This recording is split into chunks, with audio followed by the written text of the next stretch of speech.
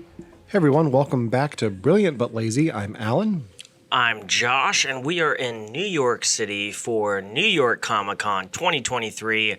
And so we just got done with day 2 of 4 days of the con, and it's been fun. It's been a fun week. Yeah, it has. This is a little bit of a different episode because we are currently in the lobby of Josh's hotel room, off to the side, or his hotel, not his hotel room. Oh no, my hotel room is that big that it has its own lobby. Yeah. Yes. Inflate my ego, please. Yes. Spare no expense. We're in the lobby of his hotel, off where they supposedly should do a continental breakfast, but don't. Yeah. But we are here recording in person, the very first in-person Brilliant But Lazy. Mm-hmm. Or actually the first podcast you and I have done in person ever. Ever, I know. So worlds colliding here. Yeah, it is. Yeah. But we're here. We're going to talk about some Comic-Con stuff. We've done a lot of things in the last 2 days. Oh, so much, both at the con and throughout New York City. And we've got a lot to talk about, but that's not the only stuff we're talking about. Yeah. So do we want to talk about Comic-Con stuff first and then get into the main topic for today? Yeah, because the main topic, I'm guessing, is going to be Ahsoka. Yes. Which we've already covered. What did we cover? The first 4 episodes last time? I think it was the first 3 episodes. First 3. Okay. Yeah. So, I mean, we're not going to go episode by episode, but we got the rest of the first season to talk about. Yeah. First season, I guess it's already a spoiler, but let's do Comic-Con stuff first. We'll save Ahsoka for the end. Yeah, so you've been in New York since Monday. Since Monday, yeah. Yeah, it's been, and I got in on Wednesday, and Wednesday, once I got into the city, was pretty much nonstop. Yeah, which I appreciate. Yeah, I got in a little early. I wanted to get the stuff to the con, and so the con goes from Thursday through Sunday, and that is 4 days of chaos. Yeah, because New York Comic Con gets upwards to 200 to 230,000 attendees. So I like to get in the days before, because every day leading up to there is our cranes, our companies, all the people are just coming and setting up. And I like to get there, throw my stuff, set up the table, and then relax for a couple of days before the chaos begins. Yeah, I got in. I was your carrier service for your books this year. Yeah, you brought my books. I normally send them through somebody else that used to live 2.5 blocks away from the Javits, and they moved to a much nicer place, and I'm very happy for them. But I had to figure out another way to bring books, and so you were grateful enough to drive him up for a fee, and I was certainly grateful for that. Yeah, it was only a 3-hour drive. Since we're part of Victims and Villains, and we'll talk a bit about mental health here, I was stressing about the drive. I've never driven into Manhattan before. Driven into Brooklyn before. I was like, I can handle that. Manhattan's a whole nother beast. Yeah.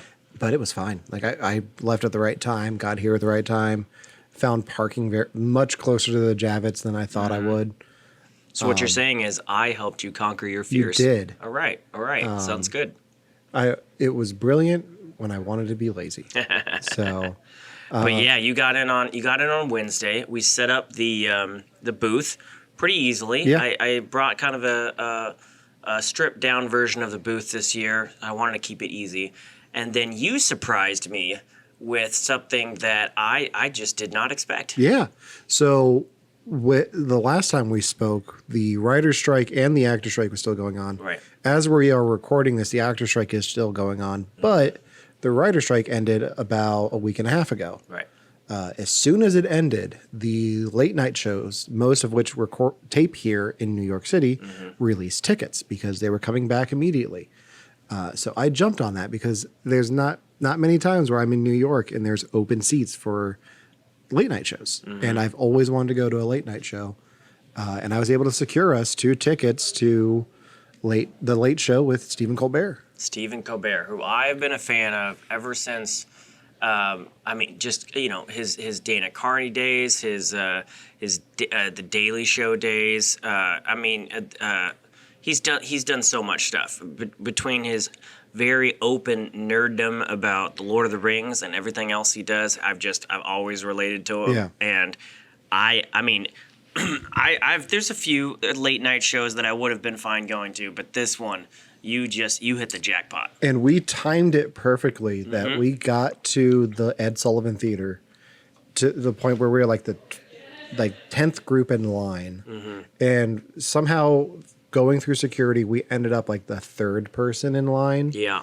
To get into the theater, and we ended up in the second row. Yeah, they saved the first row for VIPs, but second row, we were like maybe 8 feet from Stephen during his monologue, and just crystal clear shot straight to the desk. And I mean, we were front row for everything. It was great. So if you watch the episode featuring Senator John Fetterman, and you watch Stephen Colbert walk out, you can see a clear shot of us hooting and hollering. Yeah.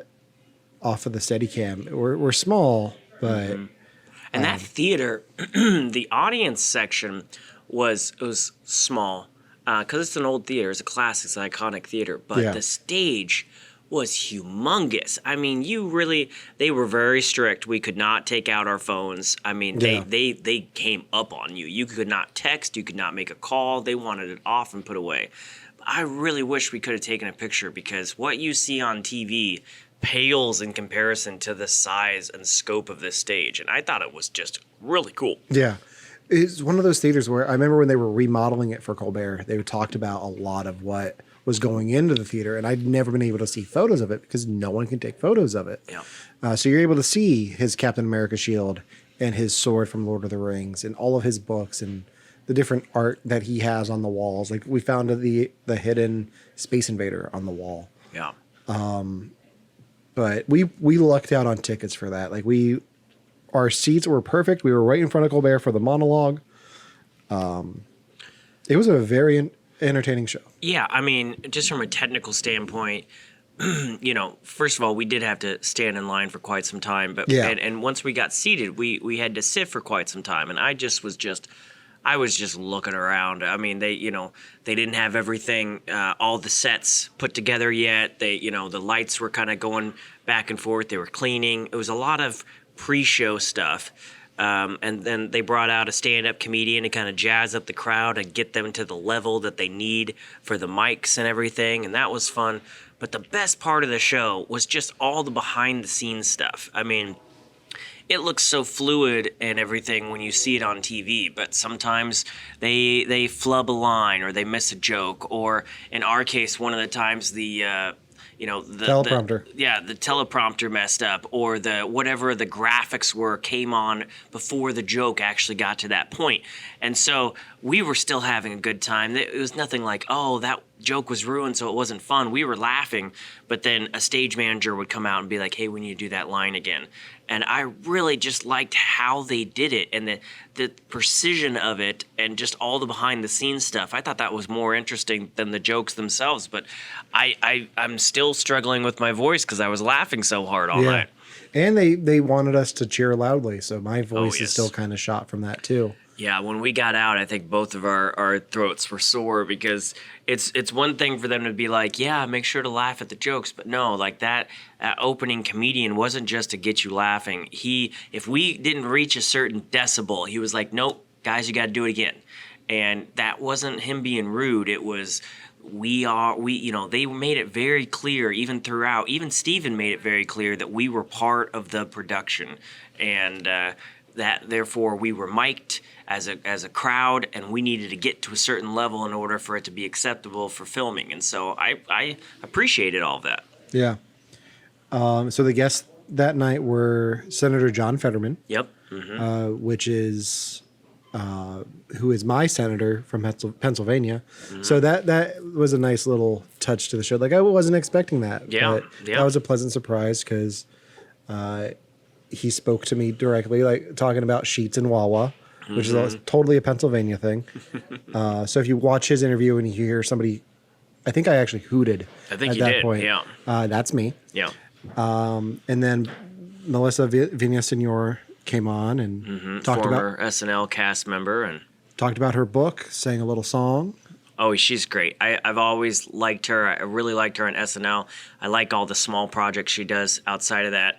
I love her little songs. I say little songs because she doesn't, like, they're not huge productions, and they're simple, but they're really funny. And Yeah. this one was simple, and we didn't get the full song, but we got enough, and I was cracking up, and I'm like, man, I got to see her sing live, and let's face it, she's big, but I don't think she'll ever come to Omaha, Nebraska. So I got to see her in New York City, and I was like, this is cool, this is great. Yeah, it was, and seeing the SNL cast, like even a former SNL Yeah. cast member in New York, Yeah. is always kind of cool. Absolutely. So yeah, And then it was done. Like Right. there was a lot of prep work. There was a lot of cool in between things. And then when it was done, then it was like, all right, guys, let's get out. And that was our first night. That was Wednesday night. we were the last ones out of that theater. Yeah, because we were so close to the stage. I mean, Yeah. that's just how it works. And then, we parted ways because you had to get over to your spot, and I went back to my hotel. And then Thursday morning, the next day, New York Comic Con kicked off, and my throat was still, trying to get back from, recovering from Stephen Colbert. And, I don't know if you've ever been to a massive Comic Con, but it gets loud. Yeah. And in order for people to hear you, you have to project. And so I was projecting the same elevator pitches for my books all day from like 9 a.m. to 6 p.m. on Thursday. But it was fun. It was a great opener day to the con, don't you think? It was. I was surprised at how much business we drew in the first day, Yeah. to the point where I was like, maybe we're going to sell out before Sunday. Yeah. Today, maybe not so much. But, Yeah. it was a great first day. The first day of the con's always a little bit slower because people can't get off work for Thursday. Right. So But there are, a few years ago, Thursdays always used to be super slow. And then they started changing how many of certain kinds of tickets got sold. And once the 4 days, you can still get 4 days, but I believe it's harder to get it now than it used to be. Yeah. Now there are specific people that just come for Thursdays. And maybe they have also the misconception that it's going to be slower than the rest of the weekend. But then the more people that think that, well, then suddenly it's not slower. So we had a lot of people that I feel were only Thursday folks that were making purchases. And then a lot of the people today on Friday, and I'm jumping ahead a bit, but they, might be there for the weekend. So I wasn't worried about not selling as many today. But it was a busy day. It was a lot of fun people watching on Thursday. We got to go around and see a couple things and take some pictures. And then we were like, well, do we want to call it a night, or do we want to try to go do something else after the con on Thursday? Yeah, so the con slowed down a bit. We dipped out a little bit early and made our way to Times Square to see what Broadway tickets we could get at the infamous TKTS booth. Not a sponsor.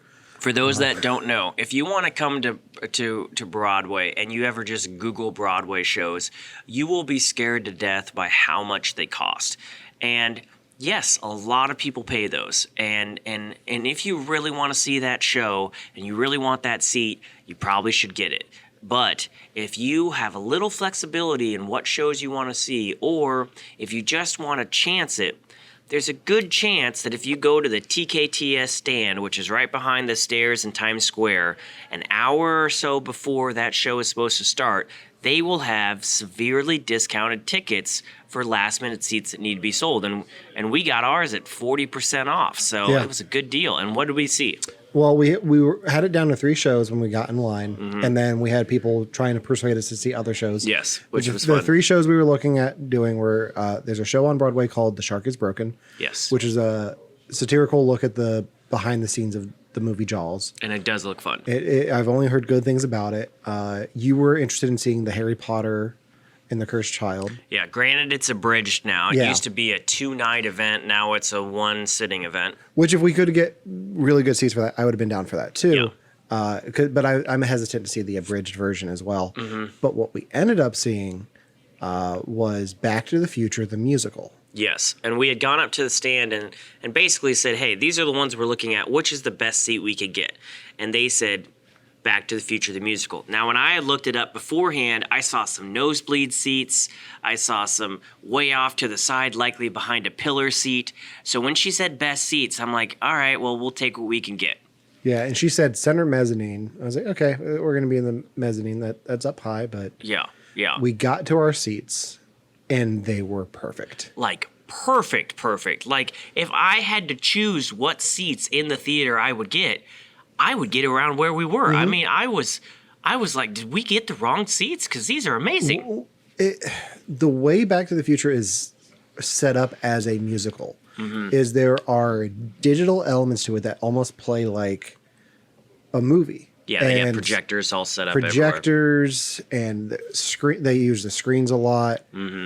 And those are the seats that I would pick if they were showing a movie in that theater. Yeah, and imagine just the angle of viewing a lot of those things. It wouldn't look good from super far to the side or even on the main level, just straight on. Like looking down, just like you would want to in your living room, you'd want to look kind of up at the TV. You know, this just felt like the natural angle to view it. And seeing the full proscenium arch, the way they have it lit up, with some of the special effects that they do with the DeLorean and time travel, it hit hard. Like I had chills.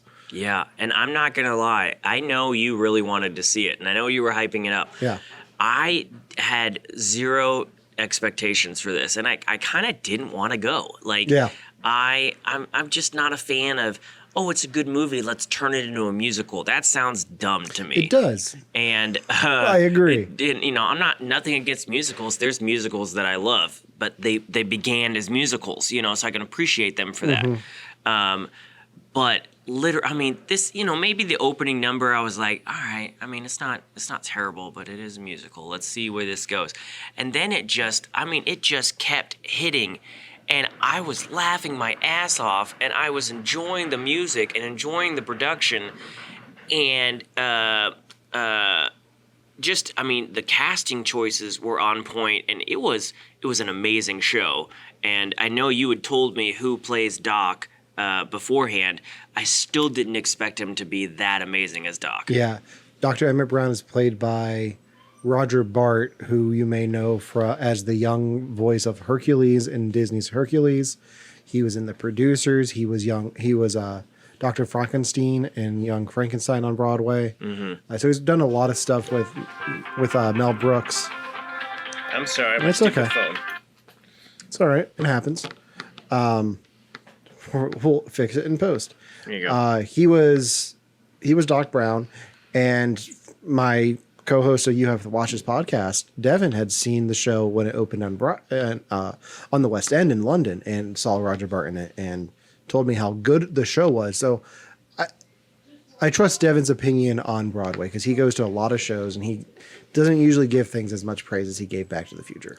Yeah, well, so, I mean, it's not a scene for scene remake of the movie. They do make choices. Some choices I think is just because the time now versus the time then. Some choices are just based on practicality for a stage play. But I never felt like this was a lesser version. No. And I never felt like it was alien. It was still the story I knew. But it cracked me up. And the chemistry between the actors, they were fantastic. Doc was great. Marty was great. The guy that plays George. The dad. George was great. The guy that plays the bully. Biff was fantastic, and I couldn't have asked for a better cast, and I loved it. I came away just flabbergasted as how much I really loved it. Yeah. The surprise for me was how much of a role Goldie Wilson played in it. Yeah. Because he was much more prominent in the musical version than he is in the films. Yeah. Which I appreciate. Just so I don't have to edit all this out. We are in a hotel lobby, so if there's any background noise, we do apologize. I'll do my best to clean it up in post, but there's only so much I can do. We did get out of the con a little early, and it is now a minute after the con actually closed. So I imagine some people are going to be heading back here shortly. But yeah, so maybe we'll gather up an audience. And there you go. Field some questions. But yeah, I mean, I can't recommend this more, especially for someone going in expecting to, not really like it. I loved it. I mean, I really did love it. and I can't sing its praises higher. It was written well, it was acted well. I feel like there was even some ad lib in there, especially from Doc Brown. And yeah, it was a great experience. What I appreciate about the Doc Brown performance is a lot of the performances in the show feel like an impression. Yeah, Marty McFly is definitely doing a Marty McFly impression. and he's doing a good one. When he's singing, it's his voice. When he's talking, he's definitely got like the Doc. Yeah, he's got the mannerisms and the voice pitching and stuff that you expect from a Marty McFly impression. And George McFly is doing a Crispin Glover impression. Oh my gosh, like insane. But Roger Bart took Emmett Brown and made him his own. Yeah, he is not imitating anybody, which is a crazy gamble because when you think of Back to the Future, you think of Marty and Doc, and you think of very specific people and very specific ways to play that character, and immediately you realize Bart's playing it his own way, and you love it. Like, that is a gamble, because I assume many people would be like, well, what if they don't love it? But you do. And God, he had so much energy and so much pizzazz and so much just kind of, weird facial expressions and mannerisms, and he just killed it. It was great. Yeah, I cannot recommend it enough. If you get the chance to see it on Broadway or the West End, go see Back to the Future, the musical. So then we left that. So now it's been a night of Colbert, a full day of projecting at the con, a night of just laughing our asses off, and I'm saying belly laughing at Back to the Future. Come Friday morning, my throat is like just gone. Like I'm not a coffee person. I needed coffee. To warm up my throat. I got some throat lozenges, not because I was sick, but because my throat was just dead. And then Friday came along, and it was that much more going on at the con. And how did we spend after 2 exciting nights in New York City? How do we spend our Friday night? In a hotel lobby podcasting. That's right. We're doing this for the show. We didn't go to a fancy restaurant. We didn't run to Times Square to find another show. We went to a little corner store gourmet place, got some cheap food, brought it back here, and we're talking to you. So, and it's Friday the 13th. So, you can't see us, but yesterday we kind of wore just some fun clothes, some fun nerd clothes. Today we were like, what if we just dressed up a little bit because it's Friday? So I affectionately called it Friday Tie Day, and we wore some collared shirts and some ties and just kind of fancied it up at the booth, and everybody was looking at us like, hey, you guys look sharp. It made getting through the crowd easier because people thought I was official. Oh, yeah. Yeah. So, you're not just a nerd that's trying to cut the line. He's got a tie and a collar. He must be doing something important. Yeah, I must work here. Yeah, step aside. I'm surprised I didn't have any Karens come up to complain to me. But let's talk a little bit about New York Comic Con, because it's a little bit different this year. Yeah.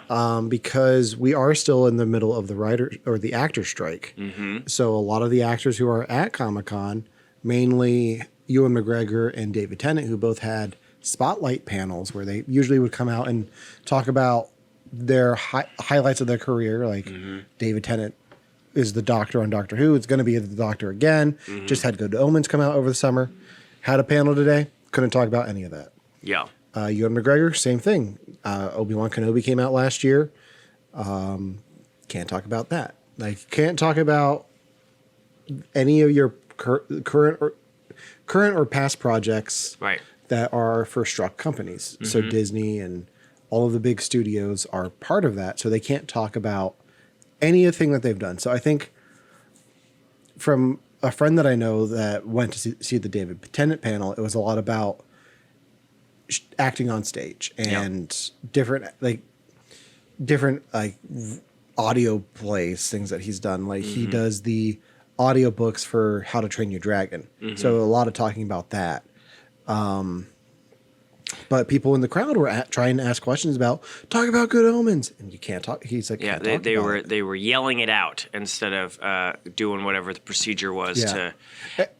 And I don't think the procedure is made clear to people. Like people go in with the expectations of, oh my God, I can go talk to David Tennant about Doctor Who at the panel. Sure. I always wanted to ask him this question, like, what is it like? Who is your favorite companion? can't ask him because he can't talk about it.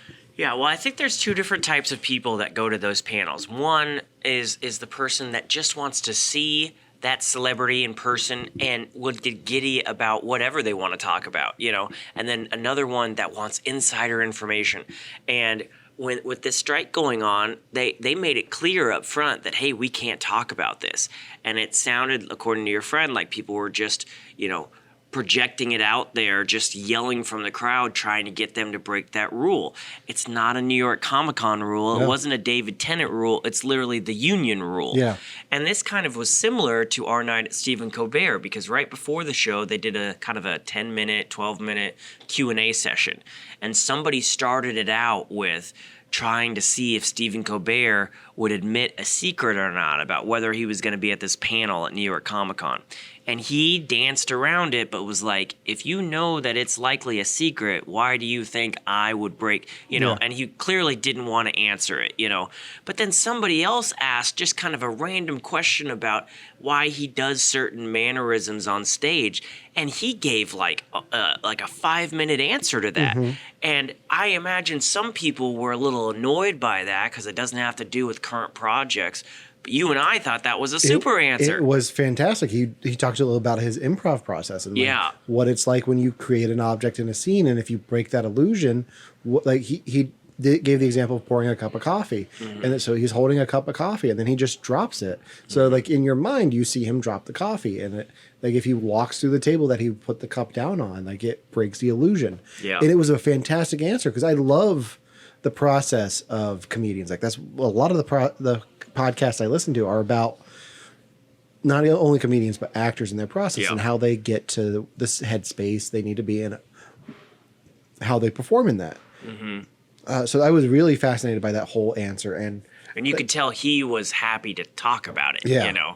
So I imagine that's what a lot of the panels are going to be. They're not going to be these exclusive, newsworthy, dropping truth bombs left and right, but they might be some interesting just conversations with people. Yeah.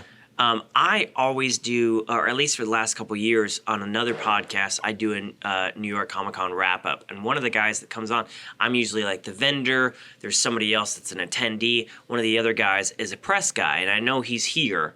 And so I really want to know how he's doing, because I imagine those press guys come with very specific questions about specific projects. And if they know they can't talk about any of that, Yeah.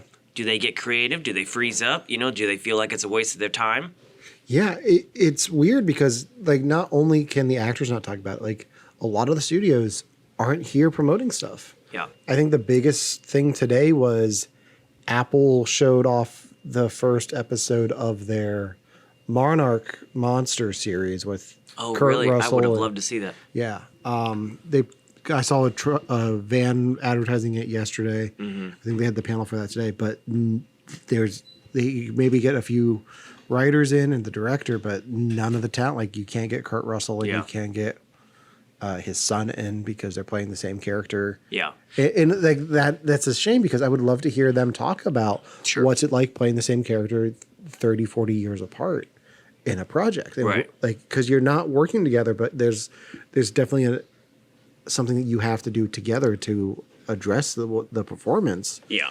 So, but the way we're talking about this makes it seem like this is a huge downer on the con. If you look at anybody, any of the thousands of people, tens of thousands of people that were walking by our booth today, everybody was having an absolute blast. After your friend left, another person came over. From Good Omens, she was dressed in a Good Omens character. Yeah. So I just asked if she went to the panel.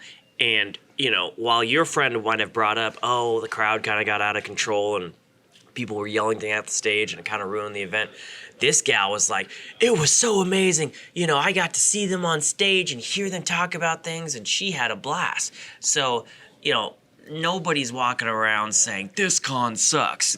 There's still collectibles. There's still big, experiences. Marvel has some cool photo ops. There's a lot of anime stuff. There's still so much to do with this con. There's a lot of cool photo ops. Marvel's really pushing the Spider-Man 2 video game. Which I can't wait for. I need to get a play PS5. it as soon as I get home. If anybody wants to buy me a PS5 so I can play it, message me. Yeah. But the celebrities are still there. They're still doing autographs. Yes. It's not like a huge chunk of this con is missing. There's so much to do, and we're only 2 days in, and we've walked the show floor a few times, and I still feel like we've only seen half of it. Yeah. Or no, if I feel like I have only seen half of it. We haven't even gone down to the Artist Alley exactly. That's first on my list for tomorrow. The Javits, if you've never been to the Javits, and now it's even bigger because they recently did an expansion, it's like multiple football fields long on the main floor that we're at, and then there's other floors with other things. It's just this massive like multi-block structure in New York, and we're exhibitors, so we're able to get in before people and kind of walk around when there's nobody there, and it's nice. But then when the floodgates open, and it'll get to the point where you can't have a full stride in your walk. You're literally shuffling. And thankfully, we have kind of a little safe space behind the table that we can relax and sit down for a bit. But even still, like sometimes I need to stretch my legs and I need to get out. And it is fun to just be amongst the crowd, because they're not all Gen Zers, they're not all kids, they're all ages of all different nerddoms in costume and in not, and you can just tell everybody is just amongst their people and having a good time. What's nice is like just walking the floor. Like I have not bought a thing at the con yet, but I have 2 bags full of free stuff that I've gotten. There's so much. If you're on a mission, you can walk away with a ton of free stuff. I walked the floor a little bit earlier and walked by the Marvel booth and like, hey, who wants one? And I was like, I don't know what they're giving out, but I went up to the stage and I grabbed a comic. Yeah. Like a special issue for the con, number 1 of, I forget who the character was, but it was a feature, like just something for the con. Like, just giveaways. There's games you can play, video games, board games you can play. Most of the giant setups, we're talking these huge things. Yes, they have lines, but you get something free at the end. So like, they had these 2 life-size statues of Miles Morales and Peter Parker from the Spider-Man games. And if you stood in line to take a picture with them, you would get a cool PS2 bag afterwards and stuff like that. Unless you're us and go there before they open. Right. And talk to the people who aren't by the photo booth, but are just kind of, they're like, hey, can we get a photo with us before we go run our booth? They're like, yeah, sure. And then I got your picture and you started taking, you took my picture and I started taking yours, and another guy came and was like, hey, no, we're not doing this now. And I was like, well, we just got permission. He's like, from who? I was like, the 2 around the corner. What 2 around the corner? Those 2 people who have Marvel shirts on too. I was like, oh, well, now we can't do this because then it just opens the floodgates. I'm like, talk to them, not us. We were given permission. Right. It's all about finding the right person at the right second and then just getting it done. Yeah. Yeah. So, like I wasn't even, I got in on Monday. I normally don't get in until Tuesday. I didn't know this, but I wasn't even allowed in the building on Monday. Only like people that had paid a certain price for early access were able to drop their stuff on Monday. And here I am standing out there with all of my shit, and security's like, you can't be here. And I'm like, all right, can I just leave my stuff with you and go get my badge? And he's like, yeah, sure. They weren't even handing out badges on Monday. Oh, wow. And somebody from Freeman saw me, and they're like, what's up? What are you doing here? And I'm like, well, that's my booth. I can literally see it from where I'm standing. I know I'm not supposed to be here, but I really don't want to cart all this stuff to my hotel, even though I got an amazingly close hotel this year. Do you mind? And, I had to sweet talk a couple people, but then they let me in. But yeah, there's so much going on, and especially, when you're walking around, they kind of don't want you, to do the experiences. But we're vendors, and I'm not saying we should be treated differently. I'm just saying we spend the majority of our time behind the table. Yeah. And we don't get to go stand in line for an hour to experience something. And so it's nice to kind of knock some of those out beforehand. Yeah. Yeah, and there are definitely times where one of us has gone off to do something while the other one ran the booth. Yeah. Because there are things that we want to do. 2 years ago, the first year that I came here, I remember looking at the program and seeing that they had a Ghostbusters Afterlife panel that went for 4 hours. I'm like, and I was the dumb one that didn't go with you. Yeah, I was like, I think they're showing the movie. And you're like, they're not showing the movie. So I go to the panel and I wait in the standby line and I get in to the last second. And then 10 minutes later, I'm texting you, gonna be here a while. They're showing the movie. Not because I didn't think that they would show the movie in 4 hours. It's because the program on the paper one didn't match up with the program online. And so I thought one was a typo. I thought the 4-hour portion was a typo. But yeah, they ended up showing the whole thing. And I was jealous, for sure. Yeah. For sure. But the reason why you're here, other than to have a good time, is because I've been coming here for 7 or 8 years now. I think the first year was 2015. And every year I've brought more books. And if you've ever been to Comic-Con, you know, there's corner spots and then there's inline spots throughout the aisle. And I am in the small press section, which means I'm amongst other authors and other creators. And I just learned that no matter how good my books were or how many people thought they were interesting, if I wasn't on the corner, people were likely going to buy at the corner and then browse and say hi down the row and not spend right away. Yeah. So a few years ago, I got the corner. Well, the problem with the corner booth, you get more traffic, and we are at a huge intersection. There's tons of people walking by the booth all the time, and I now have 2 spots that somebody can walk up to instead of 1. And I just realized I couldn't talk to these people while these people came over. I would lose people that might be interested in because they couldn't wait for me. So I tried a couple people, and I tried to teach them the pitches for my book. We do little short elevator pitches because people don't have a lot of time to stand around. And some people worked and some people didn't, and some people could come back and some people couldn't. But I always thought we had a good rapport. Yeah. And you've been coming out. Is this the second or the third time? This is the third year. Third year, and you are fantastic. And we just play off each other really well. And sometimes we aren't getting bombarded, but sometimes we are. And I'm so glad to have you at the booth to be able to take over. Well, I'm always happy to be here. It's one of the highlights of my year. Like when I started my new job last year, one of the first things I told him was like, listen, I have this commitment to be in New York a week into the job. Like I was there for a week, and I would not have held it against you if they were like, yeah, week, no. I was like, peace. I'm going to New York for Comic-Con.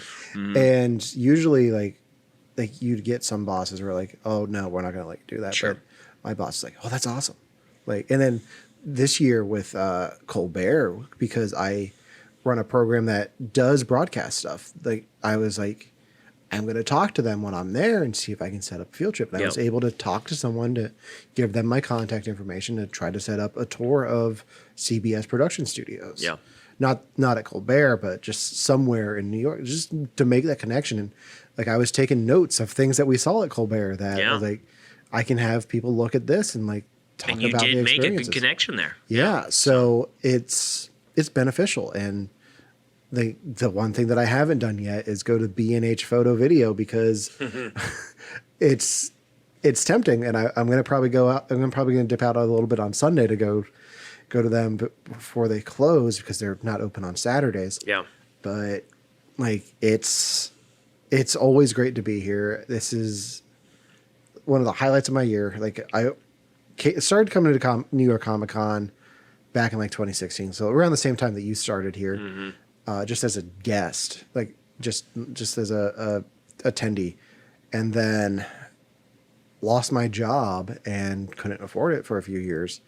And then then the pandemic years happened. And then I got to know you through Victims and Villains. And I think part of the reason we do this podcast is because we've connected through Comic-Con and going to Broadway shows and getting dinner and hanging out. It's amazing to me that this is the third year we've done this and the first time we've done a podcast in person. I know, it's insane because we see so much throughout the day. It's if you've ever been to Comic-Con, it's good for people watching, and there's always going to be something I don't recognize because I'm not huge in anime. I know some animes, I've learned anime, so I can at least recognize some things. But what's fun is when you and I both see something that's from the 90s, or some mashup. What did we see? We saw a Pink Ranger mashup with Patrick Star from from SpongeBob. Yeah, and that's what's crazy about this. So if you've never been to a Comic-Con, it's not just people that went to the Spirit Halloween spot and picked up a costume beforehand and wore it. Some people do, and there's nothing wrong with that. But what's really fun is other people will do these mashups of different things. Like, a popular mashup will be 11 from Stranger Things with like 3 other characters, and you only really see it by the accessories. But you're like, that's really cool. And like we just said, a Pink Ranger with also the body of Patrick from SpongeBob, and you are somebody that would understand that and laugh at that, and so am I. And it's fun to just be able to point and laugh at things and enjoy things. Because they walked by, and I just turned to you immediately. It's like, is a pterodactyl an instrument? But that's what they're there for. They're there to make you smile, and it's fun to smile with somebody. And we do a good job at our booth of like complimenting cosplays as they walk by. Yeah. One of my favorite things that you do at the booth, every time somebody dressed as Robin, Dick Grayson, walks by the booth, you're like, hey, look at that Dick. Yeah, and Nightwing. Yeah, Nightwing. When Nightwing walks by, you're just like, hey, look at that Dick. There's a Dick. And everyone turns, and then like the guy who's dressed as Dick Grayson's like, I see what you did there, or they're just embarrassed and keep walking. Yeah, it's fun. I like doing more than just saying, hey, that's a good costume. Like one of the new ones. There's a lot of Barbies here this year. Mm-hmm. Barbie was a big part of the summer. I know you haven't seen it. Slight spoils, but one of the major costumes is that they have these pink cowboy costumes. Well, they stole those in the movie. So anytime I now see a pink cowboy Barbie come by, I'll be like, oh, great Barbie, did you steal that? And you could just tell on their face, they're like, oh, you watched the movie? And one girl like ran away, because she didn't want to get caught. And it's fun to interact, because some of these people are very extroverts, and they're aching for you to interact with them. Others are shy, and and especially with our aisles, like they don't know how to talk because they don't want to be forced into a sale, which I would never do. But by complimenting them and trying to interact with their character, it lightens the mood a bit, and it's fun, and it keeps things flowing, and it's a good time. Yeah. Thank you for having me here. Thanks for being here. We're 2 days in. Like I said, we're recording this on Friday the 13th. We still got Saturday, which is the mega day of any con is Saturday. And the last 2 years they had less vendors at the con, and they had these wider aisles. This is the first year since COVID started that they brought those aisles back. They've packed, especially our section, they've packed it. And I'm not saying I'm worried or anything, but I'm just saying tomorrow is going to be packed. Mm-hmm. And I know, because I have this thing, we drink a lot of water at the booth, half out of boredom, half, just to stay hydrated. So eventually you do have to use the restroom, and it can be quite the trek when you get everybody into this building, because you really are just shuffling. Because you don't want to hit people and everything, and you just have to wait till the crowd in front of you moves. We've been lucky this year because there's a South Park exhibit that's been fairly empty to get through. Because it's nothing to do, really. Yeah, you can just cut right through it. Because they have a bunch of props from South Park, which it's an animated show. It's kind of cool, but there's only one that you can really interact with. Well, there's two. There's one that if you lift, they have these panels on it. Okay. I'll show you tomorrow. If you lift it, it's like it says, "Proceed with caution. Lift to smell." Oh, so no. I don't know what's in there. I don't want to know what's in there. Yeah, no. But there is the other one. They give you some plastic gloves and some rubber gloves, because they are, and I don't know the context in the show, but they're the size of basketballs. Yes. But they are saline breast implants. Yes. If for South Park fans, there is a iconic episode where Cartman gets some big old breast implants, and these are the quote unquote implants, and you are able to reach in and touch said implants, and it's gross, and I wouldn't do it. But yeah, there's not a lot of. It's not a huge interactive spot, so you can walk through that. But it's still a trek after that to get to the bathroom. Yeah. What I'll say about the South Park exhibit is the gloves don't fit me. So, other things that we saw, I think this is going to be a Comic-Con episode, and we'll have to do Ahsoka separately. Okay. We'll at least split it up. The other thing that's prominent this year is Good Burger 2. That's right. A lot of Good Burger 2. They have a big poster for it in the lobby. They've got the Good Burger Mobile, and they have a Good Burger stand set up in the con where you can go and get a Good Burger hat, which I was able to get one this morning. So it's what I like. I like, some of these things are just photo ops. Some of these things you can walk through, and it's kind of like an interactive thing, and you can get a picture and stuff like that. Yeah. Either way, there's people like me who like bring their stuff and set up at a table, and then there's these massive productions that you can go be a part of, and it's fun. It makes things different, and you're trekking across this multiple football field venue, and there's literally so much to do, and because there's so many people, you can turn your head and miss things, and if you have you'll be there for 10 hours and still not see everything. So if you have a multi-pass, you're not really going to be bored the next day unless you're just not a nerd at all. But there's gaming stuff, there's anime stuff, there's movie stuff. There's even stuff that you don't really think would fit here, but people like it. Like there's a DoorDash thing that you can go do. Yeah. There's Ryobi power tools. that was the most confusing. But then I went over. They have like power tools specifically made for cosplay. Oh, builds. interesting. So that's what like foam cutters and things like that. So and then you'll have exclusives. So there's the people that get there every day to be first in line. When those floodgates open, they sprint across the Comic-Con hall. And one of them here is like these electric train sets that I think there's a Lionel trains. Yeah, there's a Disney exclusive. And then some ones that were specifically made for New York Comic Con, and you'll just see people sprint to get over there to hopefully get one. Yeah. So it's people have a really good time at this, and that's why I like getting away from the booth every once in a while, just to walk around. And I don't have time to get in those lines, but I like seeing people. And sometimes we run into something that nobody has a line for, but it's like, oh, cool. It's neat to see that. We're near a giveaway booth this year, and I keep checking it out to see what they're giving away. If it's something I'm like, I know somebody who would like that, I'll hop in line and try to get it. Yeah. A giveaway booth is like you don't have to pay for anything. You literally just stand there, and they might ask you to subscribe to their Instagram or just scan your badge, and then you play a Plinko or you do something, and you can win a giveaway. And this, again, these are things to just come away with a bag of free stuff. Yeah. I've got 2 bags full of stuff already. So, but they're we won't say who they are, but they're really nice people, and they've got a lot of giveaways. They're giving away different things throughout the day.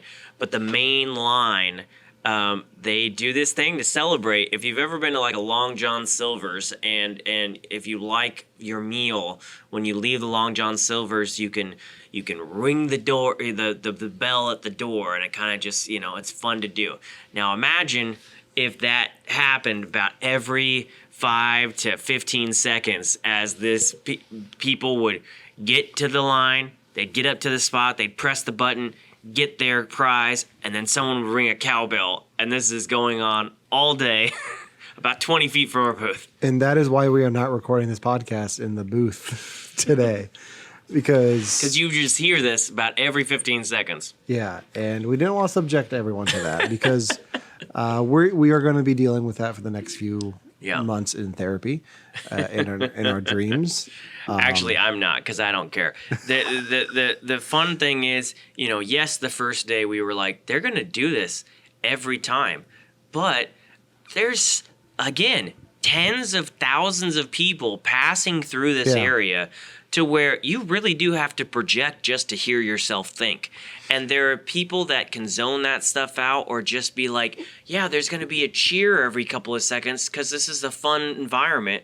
And then there's people that are like, if they ring that bell one more time, I'm going to lose it. And I'm just not one of those people. No one specifically. But no, like there were certain times today with the bell where I was like, I haven't heard the bell in a while, because I had just started to tune it out, and as soon as I said that, I heard it again. Yeah. I was like, And yeah, some people were like, okay, that's going to get annoying. And I was like, But- man, just zen out. Just Yeah. focus on your thing. And Enjoy it. yeah, I mean, if you're going to get annoyed by random sounds and crowd work and everything, don't go to a 220,000 person event for 4 days, Or you know? to make it even broader, don't go to New York City. Yeah, man. So- I mean, you gotta get outside the city if you want some peace and quiet. But you know, it's fun. We went over and said hi to those folks because there was some vendors that were maybe a little rude to them about the sound, and we were just like, hey, they're not with us, but we're sorry about that. We hope you're doing okay.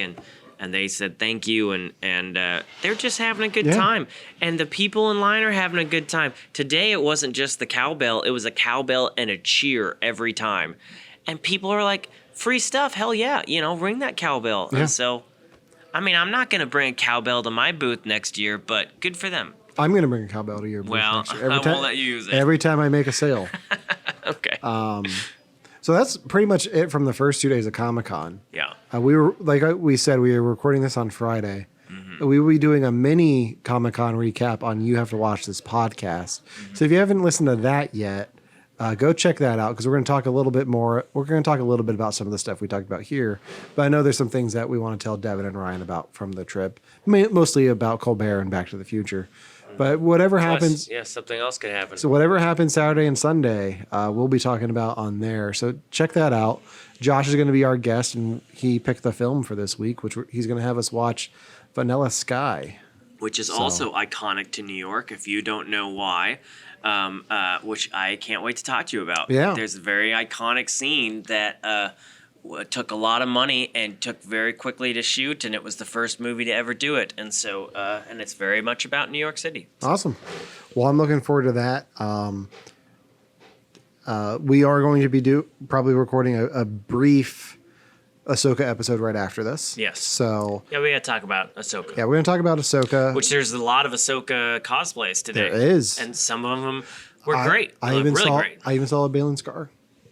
Oh, really? I didn't. Yeah. I didn't. I saw everybody else. He was over by the Funko booth that we didn't know where it was for 2 days. Oh, yeah.